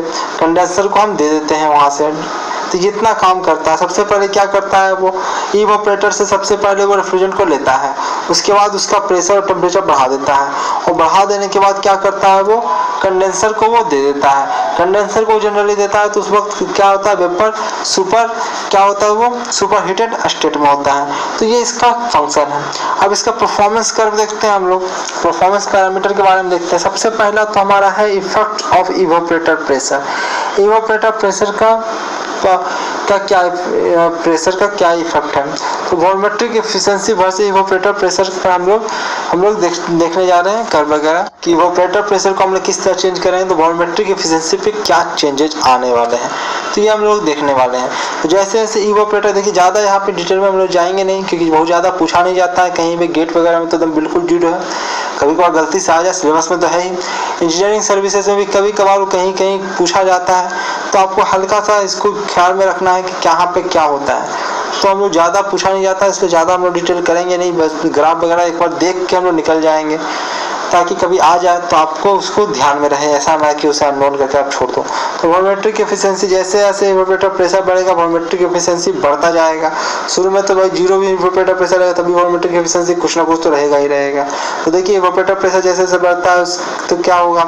रेफ्रिजरेशन इफेक्ट क्या होता है? घटने लगता है वर्क पर, और वर्क इनपुट भी हमारा बढ़ने लगता है, COP भी हमारा घटने लगता है। COP घटेगा ही, देख ही रहे हो, वर्क इनपुट भी बढ़ रहा है, रेफ्रिजरेशन इफेक्ट भी घट रहा है, तो प्रेशर रेशियो क्या है वो भी बढ़ने लगता है। वॉल्यूमेट्रिक एफिशिएंसी घटने लग रहा है, मास फ्लो रेट बढ़ने लग रहा है। तो देख रहे हैं जैसे जैसे क्या हो रहा है, यहाँ से भी देख सकते हैं हायर, ये वॉल्यूमेट्रिक एफिशिएंसी का फॉर्मूला। यहाँ पे हायर प्रेशर कहाँ होता है, कंडेंसर में होता है, इवेपोरेटर में लोअर प्रेशर होता है। तो ये प्रेशर अगर हम लोग क्या करेंगे, घटाना शुरू करेंगे तो ये क्वांटिटी क्या होगा, बढ़ जाएगा, तो वॉल्यूमेट्रिक एफिशिएंसी क्या हो जाएगा, वॉल्यूमेट्रिक एफिशिएंसी घटने लगेगा। यहीं यदि इसको हम बढ़ाने लगे तो क्वांटिटी क्या हो जाएगा, ये अगर इसको हम बढ़ा, जैसे कि देखिए जैसे जैसे ये बढ़ाए हम लोग क्या कर रहे हैं, घटा रहे हैं इसको, वैसे वैसे वॉल्यूमेट्रिक एफिशिएंसी पे क्या असर हो रहा है। और जैसे जैसे अगर हम इसको सोच लो कि इसको हम बढ़ाना शुरू करें, अगर इसको बढ़ा दें पूरी क्वांटिटी घट जाएगी, वॉल्यूमेट्रिक एफिशिएंसी बढ़ने लगेगा। तो देखो जैसे जैसे इवेपोरेटर प्रेशर आगे बढ़ रहा है वैसे वैसे वॉल्यूमेट्रिक एफिशिएंसी आगे बढ़ रहा है। और हम लोगों ने आप इसको का रैरो नीचे की ओर दिखाया कि इवेपोरेटर प्रेशर हम लोग कम ही रखते हैं, कम ही रहता है। इवेपोरेटर प्रेशर जैसे जैसे कम जाएगा वैसे वैसे वॉल्यूमेट्रिक एफिशिएंसी भी कमता चला जाएगा। अब देखिए वॉल्यूमेट्रिक एफिशिएंसी कमने का मतलब क्या है, मास फ्लो रेट भी कम जाएगा। फिर देखिए मास flow rate versus evaporator pressure. Evaporator pressure को हम लोग जैसे जैसे मास फ्लो रेट देखिए एफिशिएंसी का ही कर्व बनेगा क्योंकि डायरेक्टली प्रोपोर्शनल जैसा है ही, तो इसमें भी देखिए दोनों कर्व एक जैसा ही है। जैसे जैसे आप क्या करेंगे, इवेपोरेटर प्रेशर आप बढ़ाता जाएंगे, मास फ्लो रेट बढ़ता जाएगा। पर जैसे इवेपोरेटर प्रेशर तो हमको कम ही रखना है, तो कम रखते हैं तो मास फ्लो रेट भी धीरे धीरे कमता चला जाता है। तो इस प्रकार शुरू में तो कुछ ना कुछ मास फ्लो रेट होगा ही, चाहे प्रेशर आप एटमॉस्फेरिक प्रेशर ही क्यों ना रखो या जीरो क्यों ना कर दो। देखिए refrigeration effect versus refrigeration effect में क्या असर पड़ता है इवेपोरेटर प्रेशर का। तो इवेपोरेटर प्रेशर का हम लोग इफेक्ट देख रहे हैं, हम लोग इवेपोरेटर प्रेशर का इफेक्ट, तो इवेपोरेटर प्रेशर का इफेक्ट हम लोग रेफ्रिजरेशन इफेक्ट पे देखते हैं। रेफ्रिजरेशन इफेक्ट पे क्या असर पड़ने वाला है इवेपोरेटर प्रेशर का, कि रेफ्रिजरेशन इफेक्ट मैंने दिखाई चुका हूँ। रेफ्रिजरेशन इफेक्ट जैसे इसको आप बढ़ाएंगे वैसे जैसे इसको घटाएंगे ये भी घटेगा, इसको बढ़ाएंगे ये भी बढ़ेगा। तो देखिए यहाँ पे भी मैं इसको घटा रहा हूँ तो ये भी घट रहा है, इसको बढ़ा रहा हूँ तो ये भी बढ़ रहा है। तो जैसे जैसे इवेपोरेटर प्रेशर बढ़ाते हैं रेफ्रिजरेशन इफेक्ट क्या होता है, बढ़ने लगता है। जैसे घटाते हैं कम रहता है तो रेफ्रिजरेशन इफेक्ट भी कम जाता है। जैसे आप कर्व भी देखते हैं कि यहाँ पे कर्व रहता है तो इसी यही तो रहता है। तो जैसे जैसे आप इवेपोरेटर प्रेशर ऊपर करते जाओ देखो रेफ्रिजरेशन इफेक्ट अपने आप घटता चला जाएगा, और जैसे नीचे करते जाओ आपका ड्रॉप में बढ़ता चला जाएगा। तो खैर आप उतना एनालिसिस हम लोग नहीं करेंगे, हम लोग जस्ट याद करके हम लोग काम चला देंगे। Refrigeration effect, refrigeration capacity versus evaporator pressure, evaporator pressure का क्या असर पड़ने वाला है। और देख ही चुके हैं हम लोग रेफ्रिजरेशन इफेक्ट और रेफ्रिजरेशन कैपेसिटी दोनों का हम लोग देख चुके हैं। मैं सब कुछ बता ही चुका हूँ कि रेफ्रिजरेशन इफेक्ट का क्या होगा। रेफ्रिजरेशन इफेक्ट और रेफ्रिजरेशन कैपेसिटी में क्या अंतर है, बस मास फ्लो रेट का ही तो अंतर है। तो मास फ्लो रेट तो ऑब्वियसली उसी तरह से प्रोपोर्शनल बढ़ रहा है। तो देखिए दोनों वैसा ही मैंने कर्व बनाया है, कोई ज़्यादा अंतर नहीं है। फिर ये इवेपोरेटर प्रेशर क्या होगा, अगर बढ़ेगा तो दोनों बढ़ रहा है और घटेगा तो दोनों घट रहा है। तो इस प्रकार से बस थोड़ा सा प्रोपोर्शनल तो होगा नहीं क्योंकि एम से मल्टीप्लाई है उसमें मास फ्लो रेट से, वो मास फ्लो रेट भी चेंज करता है, इस पे डिपेंडेंट होता है। मास फ्लो रेट का तो हम लोग देख ही चुके हैं कि मास फ्लो रेट भी इस पे डिपेंडेंट होता है, तो उसका भी असर पड़ेगा। तो यहाँ वर्क इनपुट का क्या फर्क पड़ता है, जितना प्रेशर आप बढ़ा दोगे इवेपोरेटर प्रेशर जैसे जैसे बढ़ेगा वैसे वैसे वर्क इनपुट आपको कम देना पड़ेगा। तो ये आपका थोड़ा सा फायदा हो जाता है। देखिए आप कर्व में देखिए तो ऊपर जैसे करोगे ये वाला ग्राफ थोड़ा छोटा हो जाएगा, तो आप जितना कम जैसे जैसे आप बढ़ते जाते हैं, ये आप देख ही रहे हैं कि हाइपरबोलिक फंक्शन की तरह आ रहा है। तो जैसे जैसे आप क्या करते हैं इवेपोरेटर प्रेशर बढ़ाते जाते हैं वैसे वैसे आप बर्डन आपको कम करना पड़ता है, लेकिन हमको इवेपोरेटर प्रेशर क्या रखना है, कम से कम रखना। तो जैसे जैसे हम लोग कम करेंगे वैसे वैसे बर्डन भी हमारा बढ़ता चला जाएगा। तो ये सारा नेगेटिव चीज़ ही ये करता है, कुछ भी पॉजिटिव नहीं कर रहा है। जैसे जैसे हम लोग बढ़ाते हैं सारा गलत काम कर रहा है ये देखिए पावर इनपुट पे क्या फर्क पड़ने वाला है। तो पावर इनपुट देखिए जैसे जैसे इवेपोरेटर प्रेशर बढ़ाते हैं तो वैसे वैसे धीरे धीरे तो पहले बढ़ता है, उसके बाद एक जगह के पीक पे आ जाता है और उसके बाद घटना शुरू हो जाता है। यानी कि इवेपोरेटर प्रेशर आप क्या कीजिए, एक ऑप्टिमम मेंटेन कीजिए, ना ही बहुत ज़्यादा भी नहीं और बहुत कम भी नहीं। बाकी तो आप देखें बहुत ज़्यादा बढ़ाने पर कितना नुकसान था वो तो पहले भी देख चुके हैं। और वर्क इनपुट का भी अगर टोटल निकाला जाए तो वो भी आता है एक जगह पीक पे आ जाता है, उसके बाद फिर से हमारा कम रहता है। तो यहाँ से भी दिखाया है कि भाई इवेपोरेटर प्रेशर बढ़ाइए, भाई कम कीजिए और कम करके भी इतना कम मत, बहुत कम मत कर दीजिए, क्योंकि पावर इनपुट क्या होने लगता है फिर कमने लगता है। पहले तो भाई क्या हुआ पावर इनपुट पर बढ़ा, बहुत ज़्यादा जरूरत पड़ गया पावर का हमारा इस पॉइंट पर, उसके बाद घटना शुरू किया हुआ। तो इधर भी आपको कमेगा इधर भी कमेगा, लेकिन यहाँ पे आपका वर्क इनपुट बहुत ज़्यादा पीक पे रहेगा। तो देखिए with decrease in evaporator pressure, with decrease in evaporator pressure mass flow rate decrease and work input to the compressor increase। तो आपको मास फ्लो रेट को डिक्रीज करता है और वर्क इनपुट आपका इंक्रीज करना है। So initially with decrease evaporator pressure, the work input to the compressor increase, then reach to its peak value and finally decrease, and its period is known as fully down period. जब हम लोग decrease करना रहता है तो उसको हम लोग क्या कहते हैं, फुल डाउन पीरियड हम लोग कहते हैं उसको। तो ये है हमारा। आगे देखते हैं, आगे नोट क्या है। The compressor should be design for peak hour condition. हम लोग कंप्रेसर को इस तरह डिजाइन करते हैं ताकि वो पीक आवर कंडीशन जो है इस पे हम लोग डिजाइन करते हैं, पीक आवर कंडीशन पे डिजाइन करते हैं हम लोग। आगे नेक्स्ट चलते हैं, सीओपी वर्सेस इवेपोरेटर प्रेशर का हम लोग ग्राफ देखते हैं। तो वो भी देख रहे हैं कि जैसे जैसे इवेपोरेटर प्रेशर बढ़ता है वैसे वैसे सीओपी भी बढ़ता है, और जैसे जैसे इवेपोरेटर प्रेशर घटता है वैसे वैसे वो घटता है। तो ये असर एक दार रहा है, ये पॉजिटिव जैसा कर रहा है कि इवेपोरेटर प्रेशर बढ़ाइए, कोएफिशिएंट ऑफ परफॉर्मेंस आपका बढ़ेगा, लेकिन कितने सारे नुकसान है वो तो आपने देखा है। आगे चलते हैं हम लोग, इफेक्ट ऑफ कंडेंसर प्रेशर। अब कंडेंसर प्रेशर पे आते हैं। कंडेंसर प्रेशर क्या करता है, जैसे जैसे कंडेंसर प्रेशर हम बढ़ाते हैं, इफिशियंसी हम लोग वॉल्यूमेट्रिक इफिशियंसी क्या हो रहा है, घट रहा है, मास फ्लो रेट भी आपका घटता जा रहा है। वहीं देखिए मैंने पूरा डिटेल ही दे दिया है कि कंप्रेसर प्रेशर अगर आप क्या कर रहे हैं, बढ़ा रहे हैं तो आपका रेफ्रिजरेशन इफेक्ट घटेगा, वर्क इनपुट आपको ज़्यादा पड़ेगा, कोएफिशिएंट तो देख ही चुके हैं, सारा नेगेटिव इफेक्ट होता है, पहले भी हम लोग देख चुके हैं। उसके बाद प्रेशर रेशियो आपका बढ़ जाएगा, जो भी गलत बात है। उसका वॉल्यूमेट्रिक एफिशिएंसी भी घट जाएगा, मास फ्लो रेट भी उसके अनुसार घट जाएगा, सारा ग्राफ उसके जैसा ही बनेगा, इवेपोरेटर प्रेशर के जैसा ही। लेकिन ये भी घट रहा है, बस उसमें ऐसे बनता था, इसमें ऐसे बन रहा है। तो क्या रहा है, यहाँ पे वॉल्यूमेट्रिक एफिशिएंसी भी जैसे जैसे प्रेशर बढ़ा रहे हैं घट रहा है, दोनों यहाँ पे भी प्रेशर कंडेंसर बढ़ा रहे हैं, उस प्रकार से रेफ्रिजरेशन कैपेसिटी और रेफ्रिजरेशन इफेक्ट भी घट रहा है, और आपका वर्क इनपुट तो देख ही रहे हैं बढ़ रहा है दोनों के साथ। तो इस प्रकार से कर्व बन गया बढ़ता घटता, बस यही आपको याद रखना, कब बढ़ेगा कब घटेगा, वो इसी से आपका क्वेश्चन हो जाएगा। नोट मैंने क्या लिखा है, effect of increase in condenser pressure and decrease in evaporator pressure is are exactly same। कहा गया। तो नेक्स्ट चलते हैं। नेक्स्ट देखिए, effect of increase in evaporator pressure and decrease in condenser pressure, increase in condenser pressure and decrease in evaporator pressure are exactly same। दोनों same effect डालता है, same जैसा ग्राफ भी बन रहा है उसका देख ही रहोगे। But we are more sensitive toward evaporator pressure. तो हमारा सेंस जब बहुत ज़्यादा असर क्या करता है, दोनों में अगर कंपेयर करें तो इवेपोरेटर प्रेशर ज़्यादा सेंसिटिव होता है, यानी कि हमको कुछ करना है, चेंजेस करना है तो इवेपोरेटर प्रेशर के साथ करेंगे, वो ड्रास्टिकली चेंज कर देगा जो भी हमको चेंज लाना है, because of its desire effect. क्योंकि सेंसिटिव टुवर्ड इवेपोरेटर प्रेशर सबसे ज़्यादा सेंसिटिव है, क्योंकि ये डिजायर इफेक्ट को ही चेंज कर देता है, डिजायर इफेक्ट को वो डिसाइड करता है। देखिए एक और फिनोमेना है,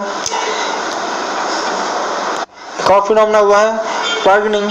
पर्गनिंग क्या होता है, removal of air from condenser. Condenser से हमको एयर को निकालना है और इस प्रोसेस को हम लोग कहते हैं पर्गनिंग।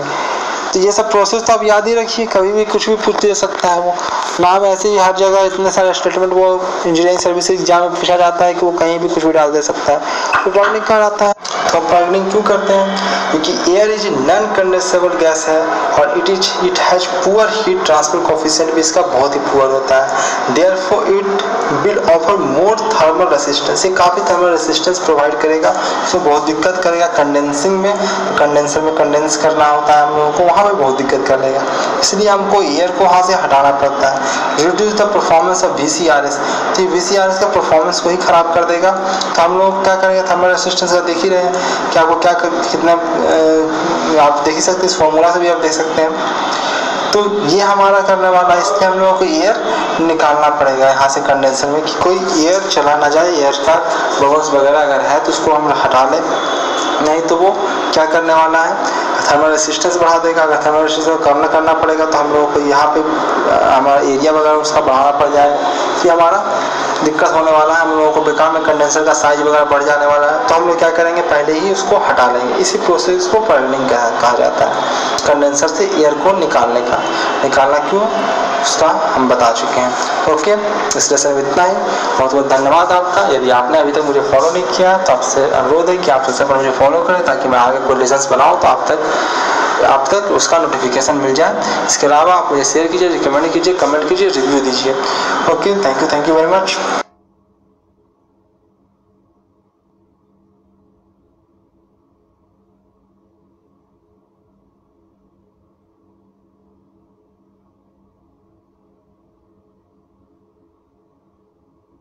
हेलो फ्रेंड्स, मैं हूं अभिनंदन कुमार। इस लेसन में हम लोग देखेंगे रेसिप्रोकेटिंग कंप्रेसर के बारे में, उसके टाइप्स देखेंगे। इसके बाद हम लोग देखेंगे कि कंप्रेसर के बारे में, कंडेंसर के बारे में और इवोपरेटर के बारे में। उसके बाद हम लोग देखेंगे एक्सपेंशन डिवाइसेस के बारे में। तो शुरू करते हैं रेसिप्रोकेटिंग कंप्रेसर से। तो टाइप ऑफ रेसिप्रोकेटिंग कंप्रेसर के बारे में पिछले लेसन से भी आप लोग पढ़ रहे हैं, देख रहे हैं और पावर प्लांट में अपना पढ़ा होगा, नहीं तो हम लोग पढ़ेंगे फिर से। पावर प्लांट जब मैं पढ़ाऊँगा तो आपने काफ़ी कुछ देखा होगा। तो टाइप ऑफ रेसिप्रोकेटिंग कंप्रेसर, इसको हम लोग देखते हैं ये किस किस टाइप के होते हैं। सबसे पहला open type. Both the compressor and motor are separated unit. Open type की किसे कहते हैं? जब क्या होता है कंप्रेसर और मोटर दोनों क्या होता है सेपरेट यूनिट होते हैं and connected by the mean of belt drive. The chance of leakage of the refrigerant is high but its maintenance is easy because compressor and motor are separate device. तो open type में क्या होता है कि motor जो उसका होता है और कंप्रेसर का वो सेपरेट किया जाता है। दोनों को क्या किया जाता है? बेल्ट ड्राइव से ऑपरेट किया जाता है। क्योंकि ये दोनों अलग अलग डिवाइस है, चूँकि इसलिए इसमें लीकेज होने की काफ़ी संभावना होती है। लीकेज हो सकता है, काफ़ी ज़्यादा लीकेज होता है, लीकेज होने के चांसेस बहुत ज़्यादा होते हैं। पर इसका मेंटेनेंस आसान होता है क्योंकि दोनों अलग अलग डिवाइस है, क्लोज कंटेनर नहीं है, एक जगह पैक्ड नहीं है, तो हमें उसका मेंटेनेंस करना आसान होता है। नेक्स्ट चलते हैं semi hermit type. Semi hermit type क्या होता है? In this compressor and motor are placed in a cylinder cell with the flexible और रिमूवेबल कवर। तो इसमें क्या होता है, मोटर और कंप्रेसर को क्या करते हैं, एक जगह एक क्लोज कंटेनर में डाल देते हैं, एक सिलेंडर सेल में डाल देते हैं जो फ्लेक्सिबल होता है, रिमूव कर सकते हैं हम इसको, ताकि हमें कभी मेंटेनेंस की जरूरत पड़े तो हम रिमूव वगैरह कर लें। तीसरा है hermetically scaled। hermetically scaled क्या होता है? In this compressor and motor are placed in a welded steel cell. तो इसमें सेल है, यहाँ पे रिमूवल सेल था सेमी हर्मिट में। ये hermetically सील्डेड में क्या होगा कि उसको क्या करेंगे, हम दोनों को एक साथ पैक करके हम लोग क्या कर देंगे, उसको बेल्ट कर देंगे स्टील सेल में, पूरी तरह से परमानेंट ज्वाइंट कर देंगे। बिल्डिंग तो परमानेंट ज्वाइंट होता ही, आपने पढ़ा ही होगा। The chance of the leakage of refrigerant are negligible. अब ऐसा करने से क्या हो जाता है कि लीकेज वगैरह की संभावनाएं कम जाती है, क्योंकि वो पूरा पैक्ड हो गया है तो बाहर नहीं आएगा उसका लीकेज।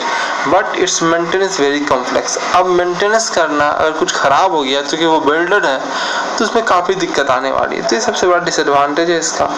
और भी डिसएडवांटेज है, it's HRR is high because of it's low COP। HRR जानते ही होंगे, हीट रिजेक्शन रेशियो HRR, तो इस फॉर्मूला से दिया जाता है। अभी आपने नहीं देखा है, इसको हम लोग आगे के लेसन्स में देखेंगे, आगे कोर्सेस में हीट रिजेक्शन रेशियो के बारे में। तो ये क्या होता है, आप देख ही रहे हैं कि HRR हाई होता है because of it's lower COP ज़्यादा होने के कारण इसमें बहुत ज़्यादा हीट रिजेक्शन होता है ये hermetically सील्डेड में। नेक्स्ट चलते हैं, नेक्स्ट में हम लोग देखते हैं कंडेंसर एंड इवोपरेटर के बारे में। दोनों एक ही जैसी चीज़ें हैं, दोनों हीट एक्सचेंजर ही है। Both are heat exchanger with same refrigerant as a common medium. तो रेफ्रिजरेंट ही होता है और उसी को वो हीट ट्रांसफर करता है, एक हाई टेम्परेचर पर जाता है, लो टेम्परेचर पर थोड़ा उससे लो टेम्परेचर पर रहता है, बस और कोई अंतर नहीं रहता है। In condenser refrigerant reject heat to the surrounding. Condenser में क्या करता है, सराउंडिंग को हीट रिलीज करता है, और इवोपरेटर में रेफ्रिजरेंट क्या करता है, ऑब्जर्व कर लेता है हीट को, जो हमें जिस डिजायरेबल प्लेस को ठंडा करना है वहाँ से वो हीट को ऑब्जर्व कर लेता है। टाइप ऑफ कंडेंसर देखते हैं। कंडेंसर कितने टाइप के होते हैं, क्या क्या होते हैं? सबसे पहले air cooled condenser. Air cooled condenser होता है, CO2 कूल्ड कंडेंसर होता है, और इवोपरेटर टाइप कंडेंसर होता है। कुछ ज़्यादा मैंने नहीं बताया इसमें, CP वगैरह का थोड़ा बहुत इन्फॉर्मेशन दिया है। एयर कूल्ड अगर H2O कूल्ड है तो H2O का CP तो आप जानते हैं 4.18 के करीब होता है किलोजूल पर केजी पर केल्विन। ये 3TR तो आप जानते हैं यूनिट है इसका। ये कहा था कि ये कंडेंस कर सकता है डिजायरेबल प्रेस को, तो 3TR तक वो कंडेंस कर सकता है। इसमें भी होता है H2O कूल्ड कंडेंसर भी होता है, डबल ट्यूब टाइप होता है, सेल एंड कॉइल टाइप होता है, और सेल एंड ट्यूब टाइप होता है। और देखिए मैंने सबका लिख रखा है कि कहाँ तक वो कितने टीआर तक वो डिजायरेबल प्लेस को कूल कर सकता है। तो 10 टीआर, 50 टीआर और ये 1000 टीआर। तो देखिए बढ़ रहा है। तो थोड़ा सा ये भी आपको थोड़ा अगर एग्जैक्ट डेटा याद ना रहे तो कम से कम आप उसका ये बता सकते हैं कि कहाँ तक कूल कर सकता है। देखिए एयर का कूल, अगर एयर से आप कर रहे हैं, कंडेंसर में एयर यूज कर रहे हैं, तो बहुत ज़्यादा आपको रेफ्रिजरेशन इफेक्ट नहीं दे पाएगा। और यदि वाटर कूल्ड है तो वो उससे कहीं अधिक वो दे पाएगा। कोई डबल ट्यूब है तो आप देख ही रहे हैं कि उससे अच्छा बेहतर सेल कॉइल और सेल ट्यूब। तो वैसे जैसे जैसे हमें ज़रूरत पड़ता है वैसे वैसे हम यूज करते हैं। इवोपरेटिव टाइप कंडेंसर, इसमें क्या है, this type of condenser is preferred when water is not available in large quantity. अगर वहाँ पे हमें वाटर अवेलेबल नहीं है तो हम इस प्रकार का कंडेंसर यूज करते हैं। क्या है इस कंडेंसर में, in this water observed heat from the refrigerant and then air is used to observe the heat from the water. तो यहाँ पे क्या करता है, वाटर बहुत ज़्यादा क्वांटिटी में है तो वाटर को हम लेके बार बार निकाल नहीं सकते हैं। तो एक बार वाटर तो हमारा जो वाटर एक बार हमने ले लिया तो उसी को सर्कुलेट करते रहते हैं और उसी वाटर को हम लोग बार बार ठंडा करते रहते हैं। हमारे रेफ्रिजरेशन में तो यूज हो रहा है वाटर, और उस वाटर को ठंडा करने के लिए एयर यूज हो रहा है। वो एयर आ रहा है और जा रहा है, क्योंकि एयर हमारे पास तो हर जगह रहता है। ये वाटर भाई फ्री का नहीं आता है, वाटर हर जगह अवेलेबल नहीं होता है। तो वाटर के लिए हम लोग क्या करेंगे, जैसे देखिए एग्जाम्पल दे रखा है मैंने, कूलिंग टावर, जिसको आपने काफ़ी कुछ पढ़ा होगा कूलिंग टावर के बारे में। वाटर तो वही सर्कुलेट होता रहता है, पर उसी वाटर को कूल करने के लिए वाटर गर्म हो जाता है तो उसी वाटर को कूल करने के लिए क्या हम लोग एयर का फ्लो कराते हैं। तो आप लोग अगर कूलिंग टावर को जानते हैं तो अच्छी बात है, समझ आ गया होगा। नहीं जानते तो हम लोग कूलिंग टावर ही पढ़ेंगे हम लोग पावर प्लांट में फिर से। चलिए देखते आगे चलते हैं। एक्सपेंशन डिवाइसेस, एक्सपेंशन डिवाइसेस पता नहीं क्यों थ्रोटलिंग वगैरह को कितना महत्व दे रहा है इंजीनियरिंग सर्विसेज, और उससे क्वेश्चन पूछ रहा है बार बार। तो हम लोग इसको देखते हैं कि क्या है ये एक्सपेंशन डिवाइसेस का फंक्शन क्या होता है।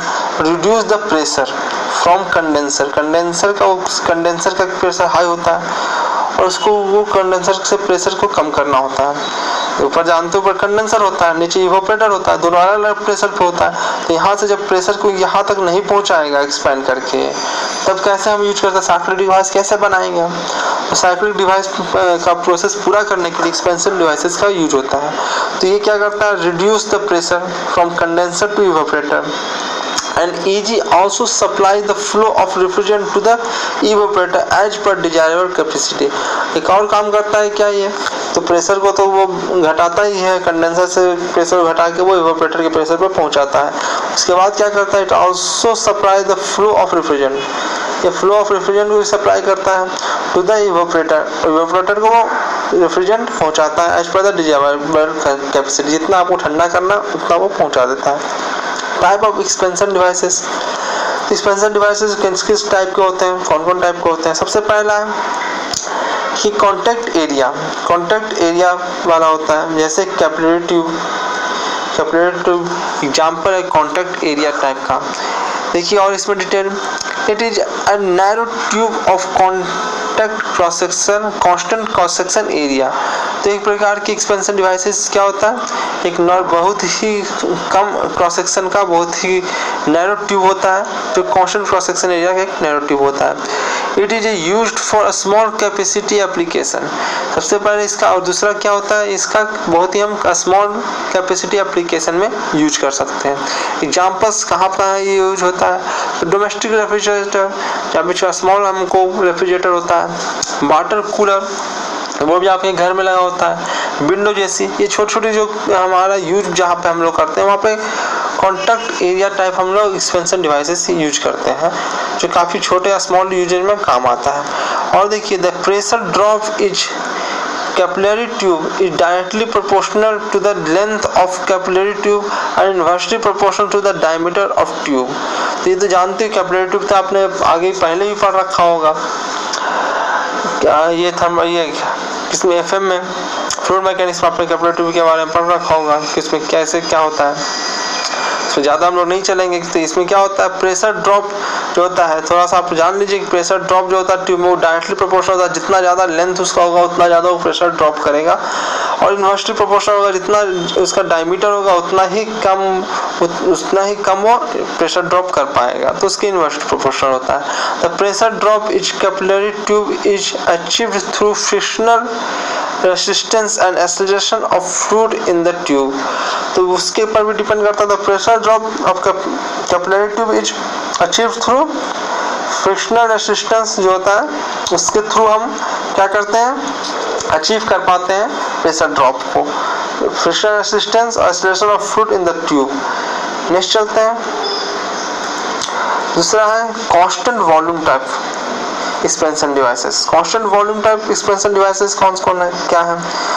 एक है थर्मोस्टैटिक एक्सपेंशन डिवाइसेस और दूसरा है automatic expansion devices. Thermostatic expansion devices क्या है? It is used to maintain constant degree of superheat in the evaporator irrespective of load. Second क्या है? Automatic expansion devices. ये क्या? It is used to maintain constant pressure in evaporator irrespective of load. तो अगर ये expansion devices लगा रहेगा तो वो क्या करेगा, इवोपरेटर में कांस्टेंट प्रेशर मेंटेन करने के काम आएगा। यदि आप लोड बढ़े घटे तब भी वो कांस्टेंट प्रेशर इवोपरेटर मेंटेन कर पाएगा। थर्मोस्टैटिक इवोपरेटर है तो वो क्या करेगा, कांस्टेंट डिग्री ऑफ सुपरहीट वो मेंटेन कर पाएगा। चाहे आप इवोपरेटर का वो सुपरहीट डिग्री ऑफ सुपरहीट क्या कर पाएगा, वो एक कांस्टेंट मेंटेन कर पाएगा। चाहे आप उसका लोड बढ़े घटे उसके रिस्पेक्टिवली वो मेंटेन करके रख पाएगा। तो इस लेसन में इतना ही। इस प्रकार से सारे डिवाइसेस हमारे रेफ्रिजरेशन के ख़त्म होते हैं। अगर ये कोर्स भी यहीं पे ख़त्म होता है।